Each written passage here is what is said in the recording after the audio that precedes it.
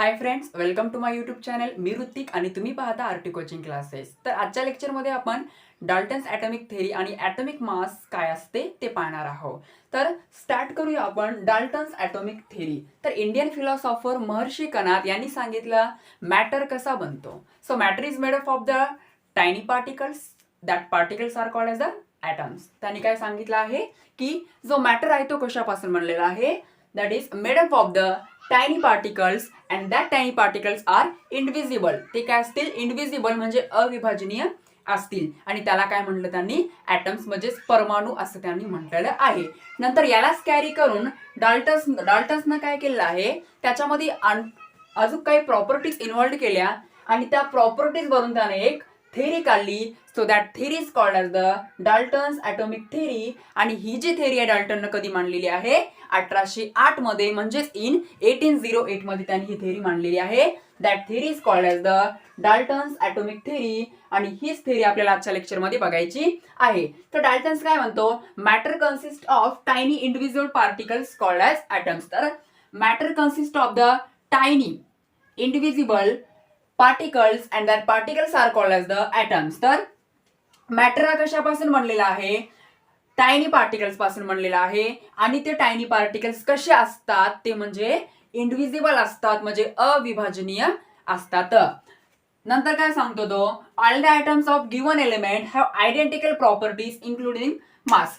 जेवढे काही ॲटम्स असतील एलिमेंटचे, दिलेल्या एलिमेंटचे जे ॲटम्स असतील त्यांच्या जे प्रॉपर्टीज असतात ते कशा असतात, आयडेंटिकल असतात.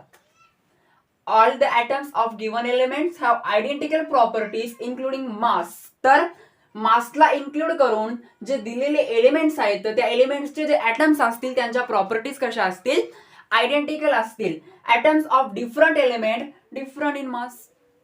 तर हे पण त्यांनी सांगतो की जर दोन आपल्याकडे एलिमेंट्स असतील, suppose we take the one is the sodium and second is the that is carbon. आता आपण जर दोन एलिमेंट घेतले आणि दोघांचे पण जे ॲटम्स असतील, या दोघा हे जे सोडियम आणि कार्बन आहे या दोघांच्या पण ॲटम्सच्या जे प्रॉपर्टीज असतील ते कशा असतील, डिफरंट असतील.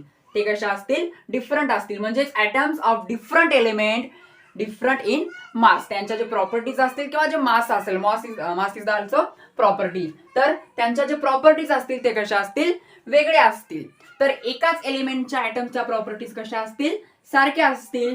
तर दोन डिफरंट एलिमेंटच्या ॲटमच्या प्रॉपर्टीज कशा असतील, डिफरंट असतील. हे डाल्टन्सनं त्याच्या थेरीमध्ये सांगितलेलं आहे. Compound are formed when atoms of different elements combine in a fixed ratio. तर कंपाऊंड कधी फॉर्म होतील, जेव्हा जे डिफरंट एलिमेंट्स मधील जे ॲटम्स असतील ते काय होतील, कंबाईन इच अदर. जेव्हा ते एकमेकांसोबत कंबाईन होतील. For example we take the example that is sodium is reacted with the chlorine and it forms the sodium chloride. That is our example. तर सोडियम आणि क्लोरीन हा काय असेल, डिफरंट एलिमेंट्स आहेत.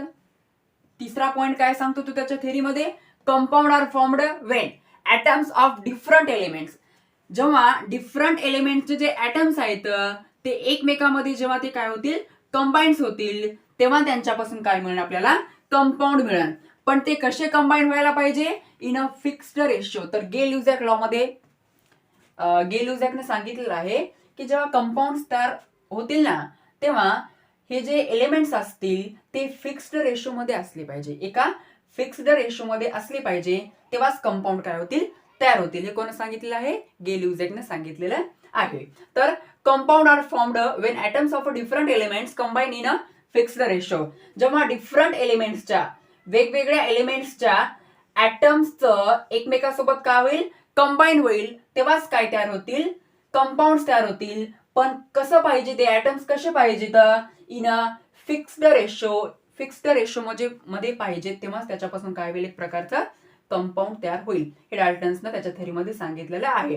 Next is the atom is the smallest particle of matter which can take part in chemical reaction. Atom हा काय असतो, एक प्रकारचा स्मॉलेस्ट पार्टिकल असतो. कोणाचा, मॅटरचा. Atom is the smallest particle of matter which can take part in a chemical reaction. आता जो ॲटम आहे तो काय असेल, it is the smallest particle of the matter and which can part in chemical reaction. आता smallest particle आहे आपल्याकडं मॅटरचा आणि तो काय करू शकतो केमिकल रिएक्शन मध्ये पार्टिसिपेट करू शकतो. लास्ट त्याने सांगितलं आहे डाल्टन्सनं atom can neither be created nor destroyed. It is very important. That is the law of conservation of mass. That is the law of conservation of mass. हा काय आहे लास्टचा point law of conservation of mass आहे. लक्षात ठेवा. Atom can neither be created. Atom can neither be created. Atom हा create होत नाही आणि डिस्ट्रॉय सुद्धा होत नाही. ॲटम हा क्रिएट सुद्धा होत नाही आणि डिस्ट्रॉय सुद्धा होत नाही. I think law of conservation of law of conservation of mass मध्ये mass can neither be created not destroyed. Sorry. तर इथं ॲटमचं सांगितलेलं आहे atom can neither be created nor be destroyed. म्हणजे ॲटम हा तयार सुद्धा होत नाही कोणत्याच रिएक्शन मध्ये आणि डिस्ट्रॉइड सुद्धा होत नाही. फक्त ते काय करतील कंबाईन होतील. रिएक्शन मध्ये काय होतील atoms combine to each other and form a compound in a fixed ratio. तर डाल्टन्स ॲटॉमिक थेरी ही आहे आपली. डाल्टन्स काय म्हणतो की matter consist of tiny particles. That particles are called as the atom. आणि ते पार्टिकल्स कसे असतील इनविजिबल असतील अविभाजनीय असतील. त्यांचं सेपरेशन पार्ट्स वगैरे पडणार नाही. तर atoms consist of tiny particles. That particles are called as the atoms. Matter consists of tiny particles. That particles are called as the atoms. आणि ते particles कसे असायला पाहिजेत इंडिव्हिजिबल असायला पाहिजेत. नंतर तो काय म्हणतो all the atoms of the given elements have identical properties. जे एखादा एलिमेंट दिला आपल्याकडं तर त्या एलिमेंट मधले जे ॲटम्स असतील त्या सर्व ॲटम्सच्या प्रॉपर्टीज कशा असतील आयडेंटिकल असतील इन्क्लुडिंग द मास. इन्क्लुडिंग काय आहे तिथे मास आहे. आणि atoms of different elements have a different in a mass. जर आपण दोन एलिमेंट्स घेतल्या आणि त्या दोन एलिमेंट्स मधील जे ॲटम्स असतील त्यांचं जर प्रॉपर्टीज बघलं तर त्यांच्या प्रॉपर्टीज कशा असतील ऑब्व्हियसली डिफरंट असतील एकमेकाहून. जर एकाच एलिमेंट घेतलं तर एकाच एलिमेंट्स मधले जे ॲटम्स असतील त्या ॲटम्सच्या सर्व प्रॉपर्टीज काय असतील सारख्या असतील. म्हणजेच काय त्यांचं मास सारखं असते. तिसरा compound are formed when atoms of different elements combine in a fixed ratio. Compound कधी फॉर्म होतात तर जेव्हा डिफरंट एलिमेंट्सचे डिफरंट ॲटम्स हे एकमेकांसोबत काय होतील कंबाईन होतील. कंबाईन कशामध्ये होतील इन अ फिक्स्ड रेशो. जर एखाद्या फिक्स्ड रेशो मध्ये जर ते एकमेकांसोबत कंबाईन होत असतील तर त्याच्यापासून काय मिळेल कंपाऊंड मिळेल. आणि हे कोणा सांगितलं गे ल्यूझॅकने सांगितलेलं आहे त्याच्या लॉ ऑफ गे ल्यूझॅक. नंतर atom is the smallest particle of matter which can take part in a chemical reaction. Atom काय असतो it is the smallest particle of matter. मॅटरचा एखाद्या पदार्थाचा जो आहे तो स्मॉलेस्ट पार्टिकल असतो ॲटम आणि तो काय करू शकतो एखाद्या केमिकल रिएक्शन मध्ये टेक्स पार्ट करतो. नंतर last is very important atom can neither be created nor be destroyed. Atom हा तयार सुद्धा होत नाही आणि त्याला आपण नष्ट म्हणजेच डिस्ट्रॉइड सुद्धा करू शकत नाही. तर हे असेल डाल्टन्स ॲटॉमिक थेरी. तर आता आपण ॲटॉमिक मास म्हणजे काय असते त्याच्यामध्ये आपल्याला मेन टॉपिक शिकायचा आहे what is mean by 1 AMU. तर AMU म्हणजे काय असते ते आपण पाहणार आहोत. तर ॲटॉमिक मास कशाला म्हणतात ते आपण पाहणार आहोत. तर atomic mass it's very simple. The mass of an atom आपण असं म्हणू शकतो the mass of an atom is called atomic mass. ॲटमचं जे मास असेल त्याला आपण ॲटॉमिक मास असं म्हणू शकतो. आता याच्यामध्ये आपण 1 AMU म्हणजे काय असते it is very important 1 AMU कारण याच्यामध्ये तुम्हाला न्यूमेरिकल्स पुढे खूप आहेत. तर 1 AMU कशाला म्हणता येईल 1 AMU is defined as a mass exactly equal to 1/12 of the mass of 1 C12 atom. What is C12 that is the कार्बनचं आयसोटोप असेल ते C12 ॲटम. तर 1 AMU इज डिफाइन्ड ॲज पहिलं तर AMU म्हणजे काय इथं मी लिहिलंय AMU म्हणजे काय ॲटॉमिक मास युनिट. AMU म्हणजे काय असेल ॲटॉमिक मास युनिट. याला आपण AMU असं म्हणतो ॲटॉमिक मास युनिट. तर त्याची डेफिनेशन काय सांगितली आपल्याला 1 AMU is defined as a mass exactly equal to. आता AMU चा विचार केला so here 1 AMU is equal to mass of 1 AMU is defined as a mass exactly equal to 1/12 of the mass of 1 C12 atom into the mass of 1 C12 atom. So that is our definition काय असेल आपल्याकडे definition की जे 1 AMU आहे 1 AMU is defined as a mass exactly equal to the 1/12 of the mass of one C12 atom. So that is the definition of 1 AMU. AMU म्हणजे काय असते atomic mass unit and definition काय सांगितले the 1 AMU is defined as a mass exactly equal to the 1/12 of mass of one C12 atom. तर हे असेल आपल्याकडे definition. आता हे सुद्धा लक्षात ठेवायचं MCQ ला आपल्याला 1 AMU म्हणजे किती ग्रॅम असते तर 1.66 into 10 to the power minus 24 gram. Minus 24 gram. 1 AMU म्हणजे किती असते 1.66 into 10 to the power minus 24 gram म्हणजे काय असते 1 AMU. हे सुद्धा आपल्या लक्षात ठेवायचं आहे. तुम्हाला मल्टिपल चॉईस क्वेश्चन्स म्हणजे MCQ मध्ये हा क्वेश्चन विचारला जाऊ शकतो की 1 AMU मीन्स तर काय असेल 1.66 into 10 to the power minus 24 gram. आता जर तुम्हाला एखादा एलिमेंट दिला आणि त्या एलिमेंटच्या ॲटमचं मास ग्राम मध्ये दिलेलं आहे याच्यावर एक न्यूमेरिकल्स आहे आपण पाहणार आहोत. तुम्हाला जर एखादा एलिमेंट असेल आणि त्या एलिमेंट मधले जे ॲटम्स असतील त्या ॲटम्सचं मास तुम्हाला ग्रॅम मध्ये दिलं आणि त्याचा उपयोग करून आपल्याला त्या ॲटमचं मास AMU मध्ये काढायचंय त्या ॲटमचं मास AMU मध्ये काढायचं असेल तर एक फॉर्म्युला आपल्याकडं. So here AMU is equal to mass of atom in gram divided by the 1.66 into 10 to the power minus 24 ग्राम. जर एखादा तुम्हाला न्यूमेरिकल असा विचारला की त्याच्यामध्ये एखाद्या एलिमेंट्सचं चला आपल्याकडे ऑक्सिजन आहे पुढचा प्रॉब्लेम बघूया एक्झाम्पल सांगाल मी पुढच्या प्रॉब्लेमचा आपल्याकडे एक्झाम्पल.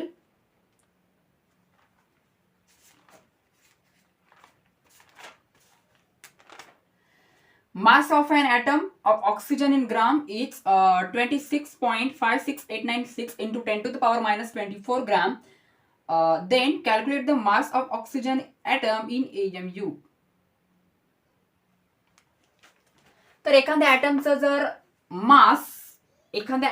मास ग्राम मध्ये दिलं ग्राम मध्ये त्याचं मास दिलेलं आहे तर त्याच ॲटमचं मास आपल्याला AMU मध्ये जर काढायचं असेल तर त्याचा एक फॉर्म्युला आपल्याकडे AMU is equal to mass of atom in gram. जे तुम्हाला ॲटमचं मास दिलेलं असते ग्रॅम मधलं ते तुम्हाला इथं फिलअप करायचं आहे and divide by the 1.66 into 10 to the power minus 24 gram. कधी फॉर्म्युला यूज करायचा तुम्हाला जर एखाद्या ॲटमचं तुम्हाला मास ग्रॅम मध्ये दिलं आणि तुम्हाला तेच मास त्या ॲटमचं AMU मध्ये काढायचं असेल तर तुम्हाला हा फॉर्म्युला खूप युजफुल इथं आहे. तर हे आहे 1 AMU म्हणजे काय 1 AMU is defined as a mass exactly equal to mass काय असते एक्झॅक्टली इक्वल टू कोणाच्या 1/12 of mass of one carbon 1 C12 atom. That is the definition of the 1 AMU. आणि 1 AMU म्हणजे किती ग्राम असते 1.66 into 10 to the power minus 24 gram म्हणजे काय असते 1 AMU. जर तुम्हाला एखाद्या ॲटमचं मास ग्रॅम मध्ये दिलं असेल आणि तेच तुम्हाला मास AMU मध्ये काढायला विचारलं so we can use this formula that is the 1 AMU is equal to mass of atom in gram divided by 1.66 into 10 to the power minus 24 gram. So this is very useful formula for calculating the AMU in calculating the mass of AMU. जर तुम्हाला एखाद्या ॲटमचं मास हे gram मध्ये दिलं आणि नंतर त्या ॲटमचं मास तुम्हाला AMU मध्ये जर काढायला विचारलं तर हा फॉर्म्युला तुम्हाला लिहिला पाहिजे. तर आपण याच्यावरच एक प्रॉब्लेम घेऊया न्यूमेरिकल काय आहे ते तुम्हाला कळून जाईल काय एक्झॅक्टली आहे ते फॉर्म्युला कुठं कसा यूज करायचा ते.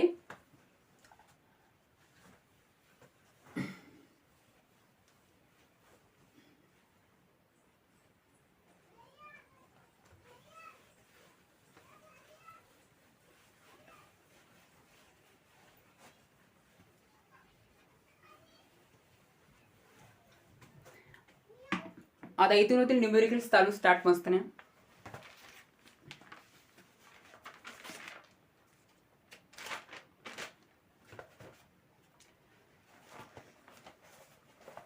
तर मी इथे क्वेश्चन लिहितो प्रॉब्लेमचा.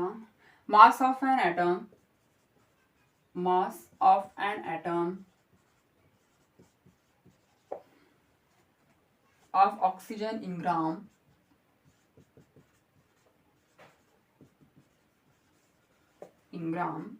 is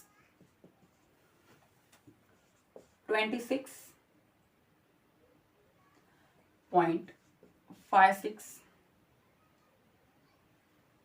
पुढचे नंबर्स नाही लिहिते पण चालेल आपल्याला. Into 10 to the power minus 24 gram. Then calculate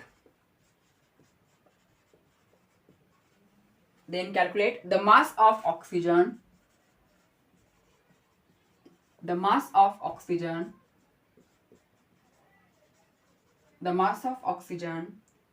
atom in AMU.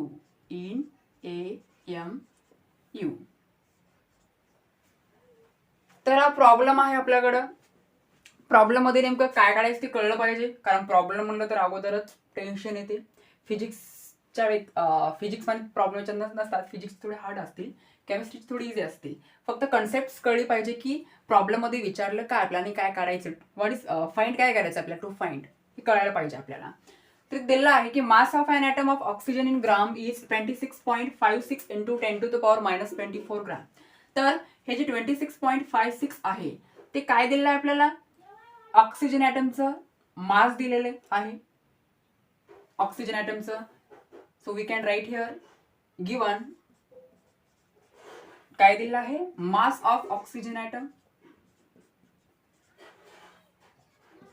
In gram is equal to, that is 26.56 into 10 to the power 24 gram.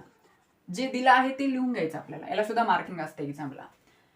To find काय काढायचं आहे ते आपण लिहूया. टू फाइंड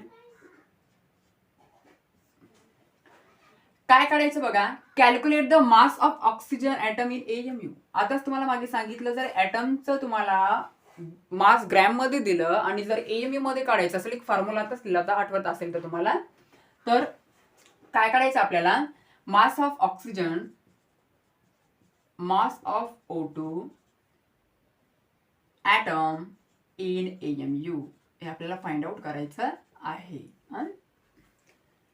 आता कॅल्क्युलेशन सोल्युशन सुद्धा लिहिता येईल आपल्याला. पहिलं तर आपल्याला काय काढायचंय, AMU मध्ये काढायचंय मास. कोणाचा मास काढायचा आहे, ऑक्सिजनचा मास AMU मध्ये काढायचं. So right here the mass of oxygen, mass of O2 in AMU is equal to आता mass of O2 in AMU. आता AMU चा मास काढता असताना एक फॉर्म्युला लिहितो आपण, mass of atom in gram and divided by 1.66 into 10 to the power minus 24 gram. Fill the value of mass of atom in gram.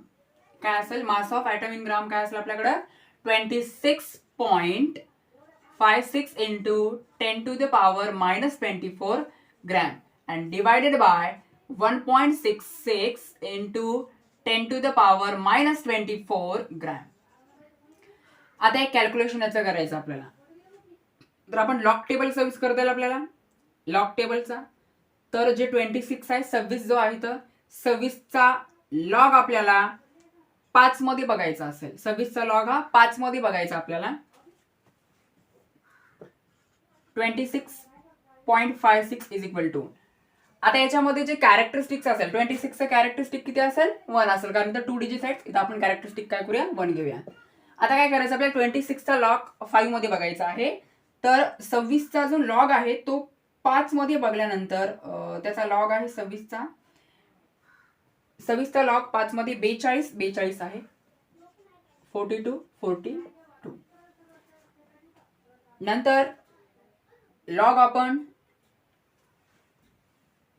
1.66चा बघूया. इथे काय केलं, 26चा लॉग मी 5 मध्ये बघितला. 26चा लॉग हा 5 मध्ये बघायचा आणि जे 6 येतं 6 मध्ये त्याचा मिन डिफरन्स बघायचा. लॉग टेबलच्या राईट साईडला एक मिन डिफरन्स असते. तर 26चा जो लॉग आहे तो कशामध्ये बघायचा आपल्याला, 5 मध्ये बघायचा आणि 6 मध्ये त्याचा मिन डिफरन्स बघायचा. जो 26चा लॉग 5 मध्ये आहे ना, त्याच्यामध्ये जे मिन डिफरन्स 6 मध्ये जे अंक असेल त्या अगोदरच्या लॉग मध्ये काय करायचं आहे, त्याला ऍड करायचं. फक्त त्यांची त्याच्यात बेरीज करून मिक्स करायचं आपल्याला. तर काय आलं त्याचा लॉग 42 म्हणजे 1.4242. आता 1.66चा लॉग बघूया आपण. इथं कशाचा लॉग बघायचा आपल्याला, 16चा लॉग हा 6 मध्ये बघायचा आणि 16चा लॉग 6 मध्ये बघत असताना तो कितीला आपला 2202. 2202. आता याचा आपल्याला कॅरेक्टरिस्टिक्स लिहायचं असेल. इथं 1 डिजिट आहे तर कॅरेक्टरिस्टिक किती येईल, ओनली 0. जर 2 डिजिट असले असते तर 1 आला असता. 3 डिजिट असले असते तर किती आले असते, 2 आले असते. तर याचं कॅरेक्टरिस्टिक काय असेल, तर 0 असेल. आता आपण वरच्याचा पण लॉग बघला, खालच्याचा पण लॉग बघला. हे कशामध्ये आहेत, भागाकारामध्ये आहेत, डिवाइड मध्ये आहेत. तर यांचं काय करायचं, जर लॉग हा डिवाइड मध्ये असेल तर दोन्ही पण लॉगची काय करायची, तर आपल्याला सबट्रॅक्शन करायची. सबट्रॅक्शन कधी करायची, जर दोन्ही पण लॉग कशा असतील, डिवाइड मध्ये असतील तर दोघांची पण काय करायची आपल्याला, इथं सबट्रॅक्शन करायची. आणि सबट्रॅक्शन केल्यानंतर त्याचा आन्सर किती येईल, 1.2041. हे आपल्या काय लिहिते आन्सर येईल सबट्रॅक्शन केल्यानंतर. आय थिंक 1.66चा लॉग आहे, इथे 1 आहे, सॉरी 1. तर सबट्रॅक्शन केल्यानंतर आन्सर किती आलं, 1.2041. आता हा जो तुम्ही लॉग बघला त्याचा बघायचा आता आपल्याला अँटी लॉग. आता अँटी लॉग कशाचा बघायचा, 20चा अँटी लॉग बघायचा. 4 आणि मिन डिफरन्स 1 मध्ये बघायचा आहे. तर अँटी लॉग किती येतो त्याचा, तर त्याचा अँटी लॉग येईल आपल्याकडं 16. तर अँटी लॉग काय आपल्याकडे याचा 16. जे तुम्ही अँटी लॉग काढला तेच काय असेल आपलं final answer. So what is the answer, 16. Answer आपल्या इथे काय आलेला आहे, 16 आलेलं आहे. तर याच्यामध्ये आन्सर कसं काढलं बघा आपण. तर आपला न्यूमेरिकल आहे, mass of an atom of oxygen in gram is 26.56 into 10⁻24 gram. तर हा ऑक्सिजनच्या ॲटमचा मास ग्रॅम मध्ये दिलेला आहे.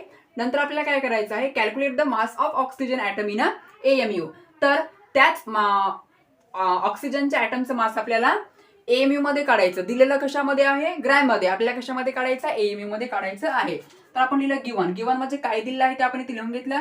तर आपल्याला काय दिलं प्रॉब्लेम मध्ये, mass of O2 atom in gram म्हणजे ऑक्सिजनचं जे ॲटमचं मास आहे ते ग्रॅम मध्ये आपल्याला दिलेलं आहे. टू फाइंड काय शोधायचं आपल्याला इथं, mass of O2 atom in AMU. तर आपल्याला AMU मध्ये त्या ऑक्सिजनचं मास काय करायचं आहे, सापडायचं आहे. सोल्युशन विथ फॉर्म्युला काय काढायचं आपल्याला, mass of O2 in gram is equal to mass of atom in gram आणि डिवाइड बाय 1.66 इंटू 10⁻24 ग्रॅम. तर आपण असं पण लिहू शकतो 24 ग्रॅम पर AMU. नंतर काय केलं, मास ऑफ ॲटम इन ग्राम त्याची व्हॅल्यू जी पुढे फिलअप केलेली आहे, काय आहे व्हॅल्यू त्याची बघा, 26.56 इंटू 10⁻24 ग्रॅम. नंतर हे तशाला तशी व्हॅल्यू ठेवली. नंतर 26.56चा आपण लॉग बघितलेला आहे आणि याचा लॉग बघितला आणि दोघांची काय केली, दोघांच्या पण लॉगची काय केली आपण, सबट्रॅक्शन केली. आणि सबट्रॅक्शन केल्यानंतर त्याचा काय बघितला आपण, अँटीलॉग बघितला आणि अँटीलॉग किती आला, 60 आला. म्हणजेच काय, हिअर द ग्रॅम इथे काय झालं आहे, ग्रॅम हा कॅन्सल झाला. आपण खालच्या स्टेपला करूया. ग्रॅम हा कॅन्सल झाला, शिल्लक काय उरला फक्त AMU. म्हणून तुम्हाला असं लिहायचे, therefore the mass of oxygen atom, the mass of O2 atom in AMU is 60 AMU. So this is our final answer. तर आपण इथे आन्सर काढला असेल. आय होप तुम्हाला आजच्या लेक्चरमध्ये जे शिकवलं असेल ते नक्कीच कळालं असेल. व्हिडिओ आवडत असेल तर नक्कीच सबस्क्राईब करा. या चॅनलवरती तुम्हाला स्टँडर्ड 11th असतील किंवा 12th 10th याचे तुम्हाला व्हिडिओ डेली मिळत असतील. व्हिडिओ आवडत असेल तर नक्कीच सबस्क्राईब करा, शेअर करा आणि लाईक करा.